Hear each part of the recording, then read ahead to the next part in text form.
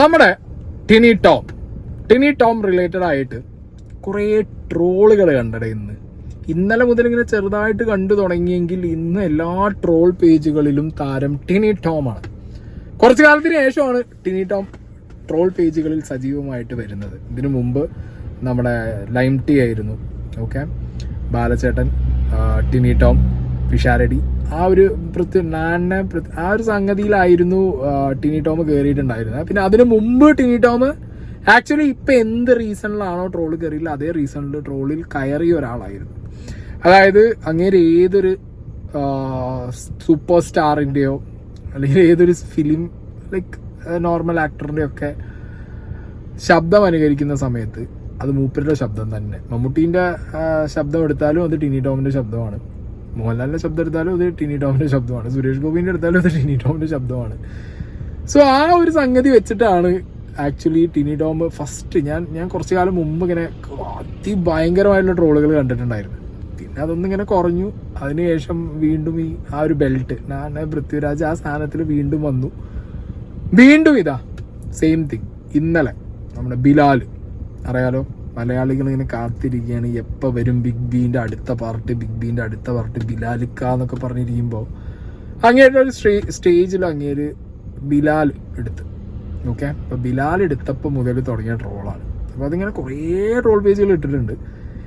ഞാൻ ആ ഒരു അങ്ങേര് ബിലാലിനെ എടുത്തത് ഞാൻ അവിടെ വയ്ക്കാം. ബിലാൽ എന്ന് പറയുന്ന കഥാപാത്രമാണ്. മുരുക പാർട്ടിക്കിടുക, കോടതി എന്നല്ല അവൻ്റെ ഉമ്മാൻ്റെ ഗർഭപാത്രത്തിൽ നിന്നാണെങ്കിലും ഞാൻ പൊക്കിയിരിക്കും. നീയൊക്കെ വള്ളി ട്രൗസർ ഇട്ട അജന്തയിൽ ആദ്യ ഭാവം കണ്ടു കിടക്കുന്ന ടൈമിൽ നമ്മൾ ഈ സീൻ വിട്ടതാണ്. അവൻ്റെ ബാപ്പയാ ദുബായിൽ നിന്ന് കാണാൻ വന്നത്. പണിയും കഴിഞ്ഞടുത്ത വിമാനത്തിൽ ദുബായിക്ക് പോകണം. അപ്പോൾ കാണാം. കോൻ ബനേഗ കറോർപതിയിലേക്ക് നിങ്ങളുടെ ശ്രദ്ധ ഞാൻ ക്ഷണിക്കുകയാണ്. ക്യാ ആപ് ജാനത്തെ ഹൈ 1 करोड़ रुपए कमाने के लिए कितना वक्त लग सकते हैं? 10 साल, 20 साल, 30 साल जी नहीं, कम से कम 50 साल लग सकते हैं. लेकिन यहाँ इधर 50 मिनटों में आप एक करोड़पति बन सकते हैं. तो चलिए आप और हम खेलते हैं कौन बनेगा കറോർപതി.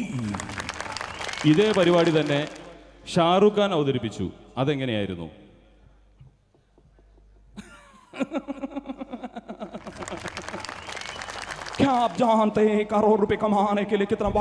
ഓക്കെ, അപ്പോ ചിലപ്പോ കേൾക്കുന്നപ്പോ എനിക്ക് കേട്ടപ്പോഴും ഈ പറഞ്ഞ പോലെ ഓക്കെ ഇത് ടിനി ടോമിന്റെ സൗണ്ട് തന്നെയാണല്ലോ എന്നാണ് എനിക്കും തോന്നിയത്. അത് മേ ബി അതിങ്ങനെ കേട്ട് ഈ ട്രോളുകൾ കണ്ട് അങ്ങനെ ഉള്ളൊരു ഫീലിംഗും ആയിരിക്കാം. But whatever it is, Tini ടോമിന്റെ പഴയ വീഡിയോസ് ഒക്കെ ഈ ട്രോളുകളിൽ ഇപ്പോൾ വരുന്നുണ്ട്, പണ്ട് ഇമിറ്റേറ്റ് ചെയ്ത കാര്യങ്ങളൊക്കെ.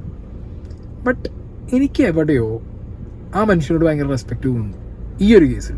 കാരണം എന്താ പറയുക, എന്നെക്കൊണ്ട് ഒരു സ്റ്റേജിൽ കയറി നിന്നിട്ട് ഒരു നടൻ്റെയോ അല്ലെങ്കിൽ അങ്ങനെ ഇമിറ്റേറ്റ് ചെയ്യാനൊന്നും എനിക്ക് അതിനുള്ള കഴിവില്ല, സീരിയസ് ആയിട്ട്. പിന്നെ ഇപ്പം അടുത്താണ് എനിക്ക് ഈ ഒരു സ്റ്റേജ് ഫിയറും ആളുകളെ ക്രൗഡിനെ ഫേസ് ചെയ്യണ ഫിയറൊക്കെ മാറി കിട്ടിയിട്ടുള്ളത്.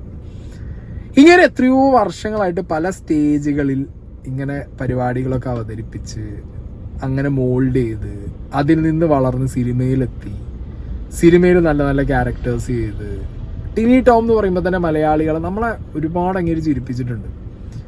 ഒരുപാട് അങ്ങേര് നമ്മുടെ എന്താ പറയുക, നമ്മുടെയൊക്കെ ടെലിവിഷൻ ആ ഒരു ടൈം ഉണ്ടല്ലോ, ഇപ്പം എല്ലാവരും മൊബൈലിലാണ്. ഞാനൊക്കെ TV ആ ഒരു സമയത്ത് 90s കിഡ്സിനൊക്കെ കൃത്യമായിട്ട് അറിയാം.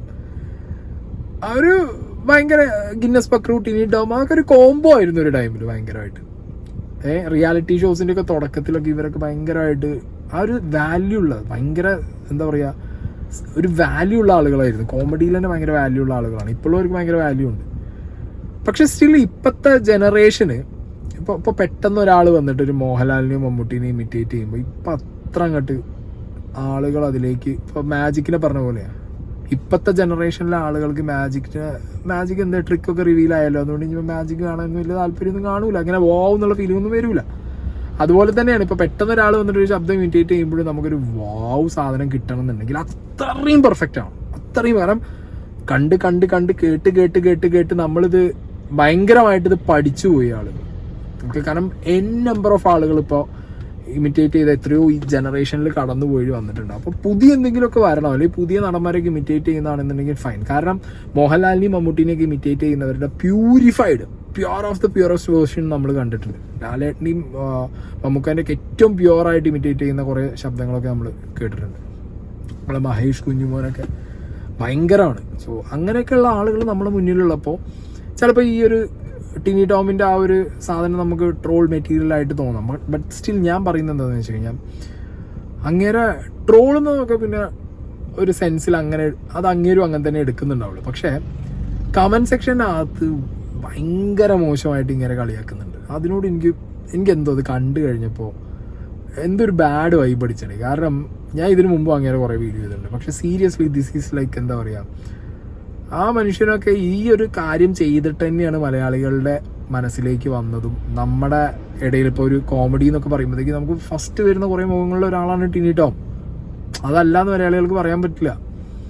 അപ്പോൾ അങ്ങനെയൊക്കെ ഒരു മാർക്ക് ഉണ്ടാക്കിയിട്ടുള്ള ഒരു കൊമേഡിയനാണ്.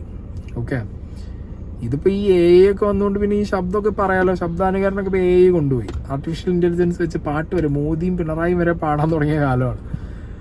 സോ ഇത് കേൾക്കുമ്പോൾ ചിലപ്പോൾ ഇതിങ്ങനെ തോന്നിയ അങ്ങനെ ഉണ്ടെങ്കിലും ട്രോള് വന്നാലും കമൻറ്റ് ബോക്സിൽ പോയിട്ട് ഇങ്ങനെ ചുമ്മാ കളിയാക്കുന്ന പരിപാടികളോട് എനിക്ക് ഒട്ടും യോജിക്കാൻ പറ്റും. ഈ ട്രോളുകളുടെ അടിയിലൊക്കെ കമൻറ്റ് ബോക്സിൽ ഞാൻ നോക്കുമ്പോൾ വളരെ മോശമായിട്ട് ഇങ്ങനെ പറഞ്ഞുകൊണ്ടിരിക്കുന്നുണ്ട്. പക്ഷെ സ്റ്റിൽ എന്താ പറയുക, ഇതൊക്കെ ഒരു ഭയങ്കര നൊസ്റ്റാൾജിയാണ് സീരിയസ് ആയിട്ട്. കാരണം നമുക്ക് ഇനി അടുത്തൊരു ജനറേഷൻ ഇങ്ങനെ ഒരു സ്റ്റേജ് പെർഫോമൻസ് ചെയ്യുന്ന ഒരാളെയോ സ്റ്റേജ് പെർഫോം ചെയ്യുന്ന അങ്ങനെയൊന്നും കാണാൻ കിട്ടുമെന്ന് എനിക്ക് തോന്നുന്നില്ല സീരിയസ്ലി. അതൊക്കെ നിന്നു പോകും. കാരണം അങ്ങനെയുള്ള സ്റ്റേജ് പെർഫോമേഴ്സിൻ്റെ എണ്ണം കുറയും, സ്റ്റേജ് തന്നെ കുറയും.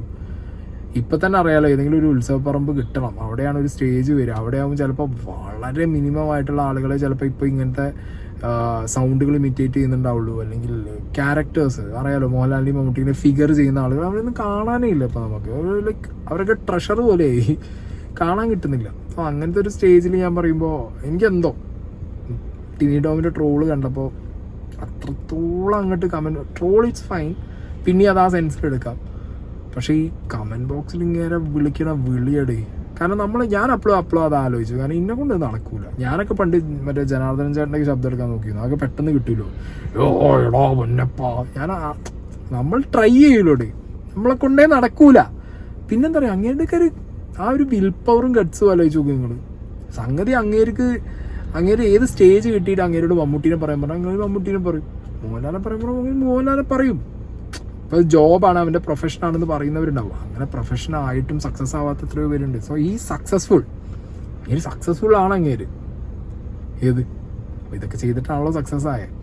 അപ്പം എന്തോ അത് കണ്ട സമയത്ത് എനിക്കിങ്ങനെ ഒരു വൈബ് അടിച്ച്.